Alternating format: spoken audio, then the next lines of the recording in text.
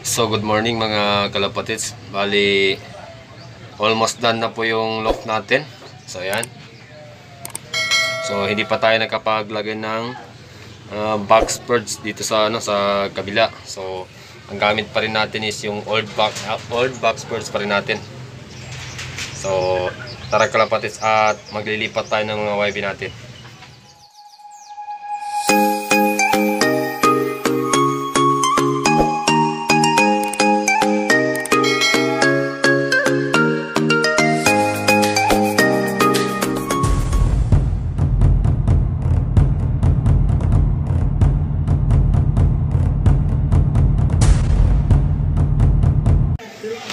So ito na kalapatids, maglilipat tayo ng mga YB natin. So sobrang na-stock na po yung NDR CRPC natin. So ayan po. So hindi pa tayo nakapaglinis kalapatids ng loft natin, breeder's loft natin. So ililipat na natin yung mga YB natin sa taas. So para makapag-viewing na rin sila. So yun, maglilipat na tayo para okay na yung viewing nila sa taas.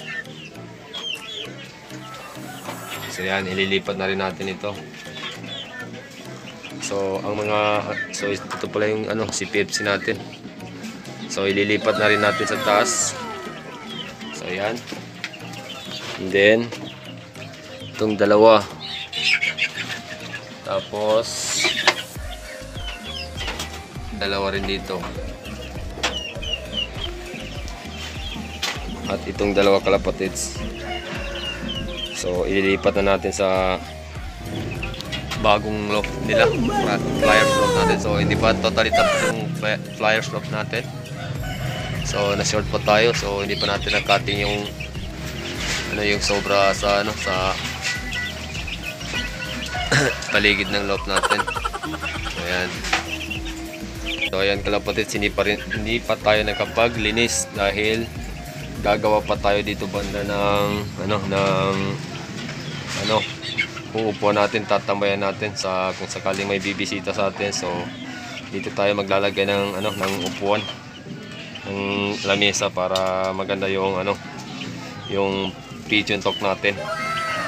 So ayan, hindi pa tayo nakapag linis dahil hindi pa nga totally tapos yung area natin. So ayan, so samahan niyo kalapatids, lilipat natin yung mga YB natin. So uunahin muna natin kalapatids, ililipat yung yung NDR CRPC natin.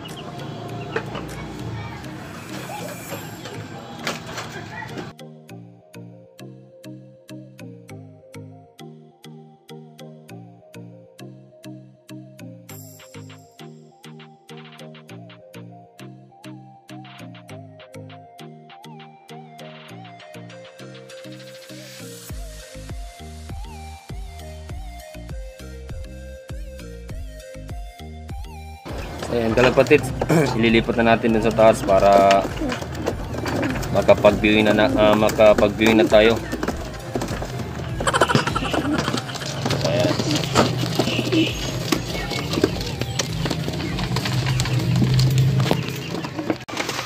So ayan kalapatids, ilalagay na natin sila sa sa flyers loft natin. Ayan. So ayan kalapatids, mukhang masaya na yung mga kalapati natin. So ayan. So nailipat na natin sila sa bagong apartment nila. So ayan, wow. So ayan.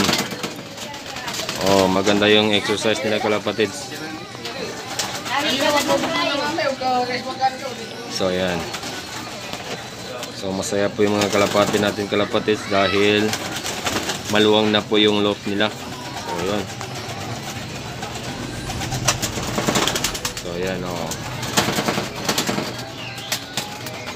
So pwede na tayo maglagay kasi na siguro dito yung 25 birds kalapatids. Ayan. So hindi pa tayo nakapaglagay ng box birds dito banda. Ayan, maglalagay pa tayo dyan. So ang balak natin kalapatids ay dito tayo maglalagay ng box birds. Kaso short pa tayo sa budget. Bali dito na muna. Na kahit na ganito muna kalaking box birds ay okay na. So ito yung dating box birds natin kalapatids. So hindi na muna natin pinalitan dahil okay pa naman. So yan, pinagtagpi na lang muna natin yung mga bakal natin dito na naipon. So konti lang yung nabili natin na bakal. Bali yun, tayo na yung so yun. O yun. Ayos.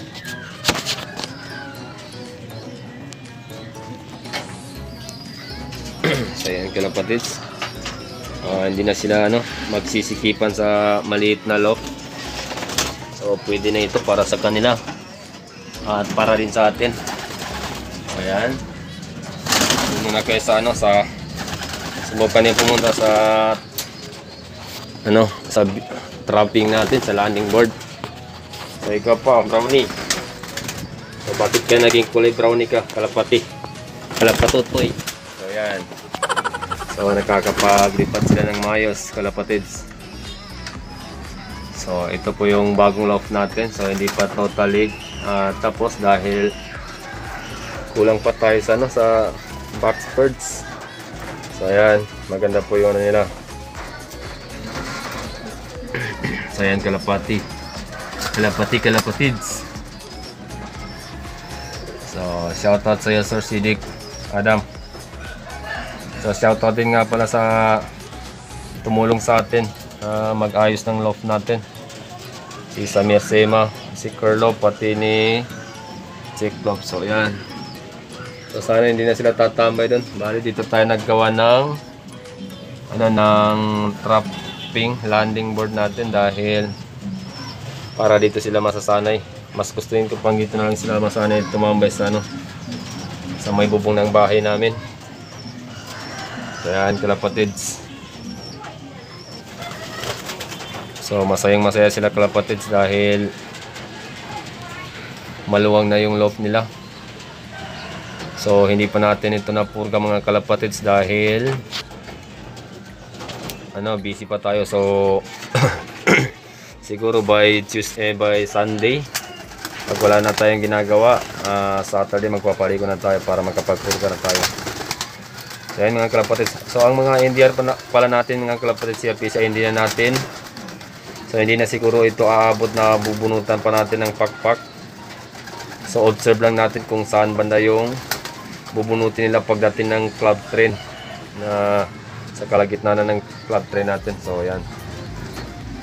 So ang bubunutin lang natin kalapatids ay yung yung tatamaan ng ng araw ng third club train natin. So yun ang bubunutin natin na pakpak nila, pero ikakating muna natin bago natin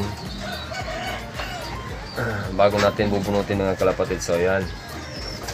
Ayan, masayang-masaya na kalapatids. So ramdam na ramdam ko kalapatids yung saya ng mga kalapati natin. Dahil maluwang na po yung yung trapping nila, landing board. At yung loft natin ay medyo okay na rin para sa atin. Ewan ko lang sa iba.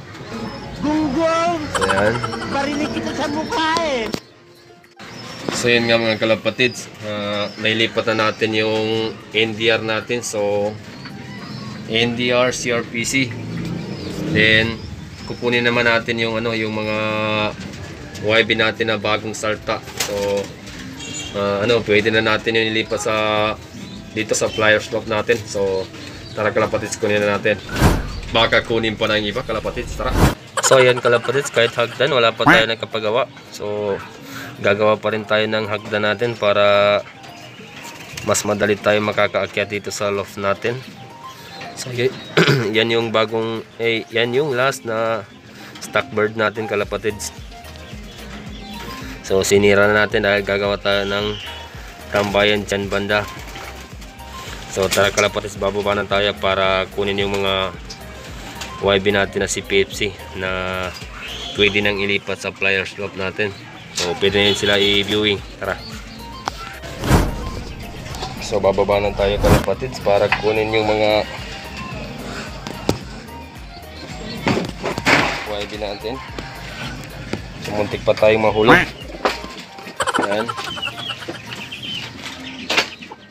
Ayan kalapatids, kukunin na rin natin yung ano, yung dalawang blue wire.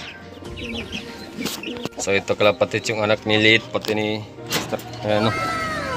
So ang tapang pa, parang ayaw pang lumipat sa bagong loft niya. So ayan.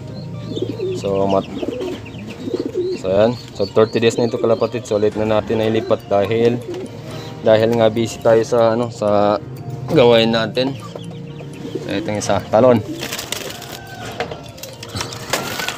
Ayan. So ayan kalapatids.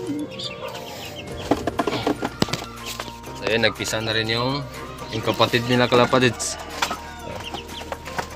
Nanay at tatay kalapatids ay isa rin. Si 977, sorry, 977 RIPU. So itong itlog nila kalapatids ay itlog pa rin yan ni Liit pati ni ano, Stone. So pinasitter pa rin natin. So salamat sa inyo mga sitter ko. Sobrang bait niyo sa mga inaalagaan yung mga YB natin. So, kunin naman natin yung iba. So ito kalapatids. So yung dalawa.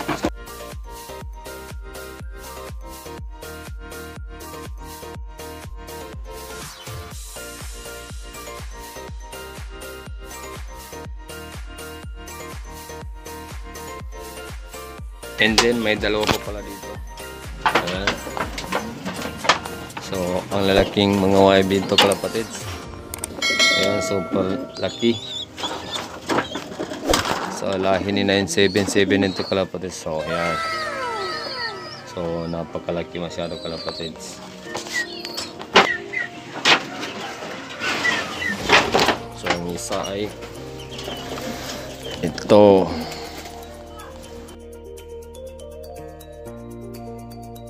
Ililipat natin sa taas. So pwede na natin ito ilipat doon dahil nasa gustong gulang na sila. Gustong gulang na sila kalapatids. Yung gustong gulang. So tara. So ayan ang mga kalapatids. So tara at aakyat tayo. So palalabasin na natin sila mga kalapatids. So ayong lumabas. Dahil nga mga bata pa, hindi pa ito sanay sa ano, sa lakaran. So labas. Labas na dong. So ayan mga kalapatids. Ayan.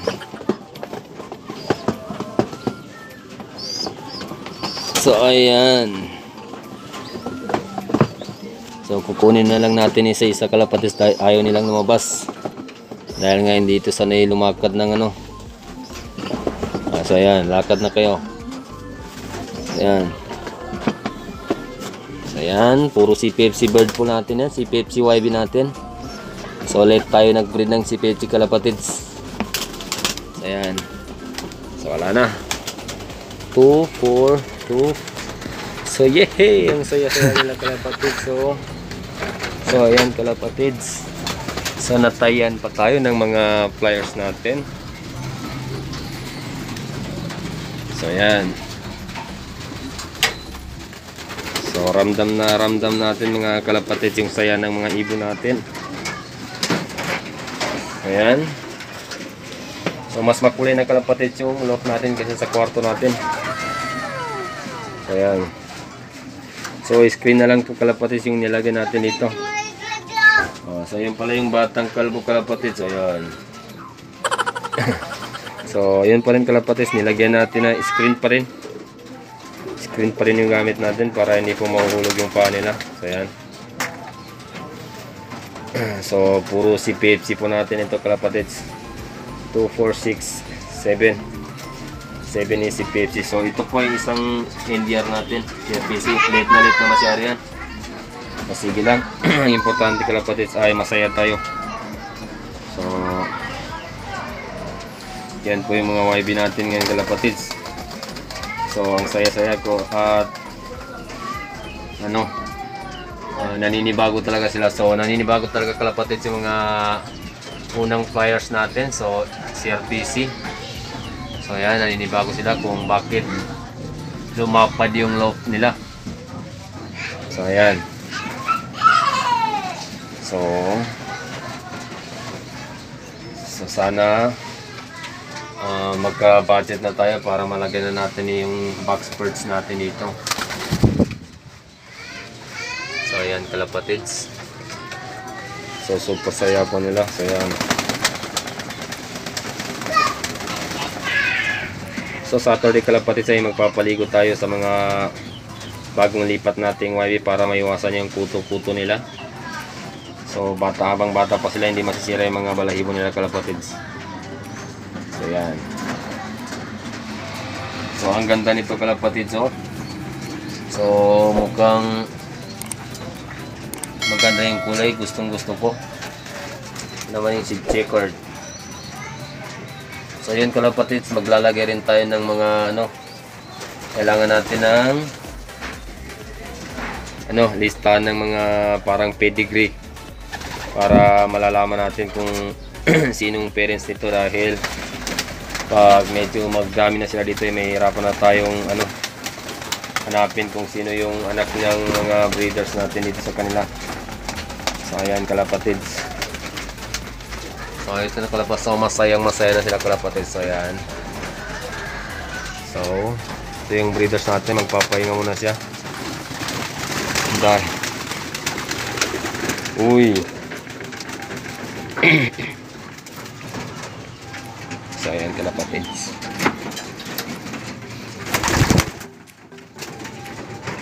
So hindi na tayo naglagay ng ng fluorine na mas ginusto nating screen ang ilagay natin para direkta na sa baba yung mga dumi nila. So doon lang tayo magwawali sa baba kalapatids. So ang laki ng kalapati na ito, ang laking YB kalapatids oh. Super laki po. Siguro mag isang kilo na ito. So yan. So marami na sila kalapatids. So sana may ibubuga kayo sa sa laro para hindi masayang yung pagod ng boss nyo. So ayan, naninibago pa kalapatids yung ibang breeders natin.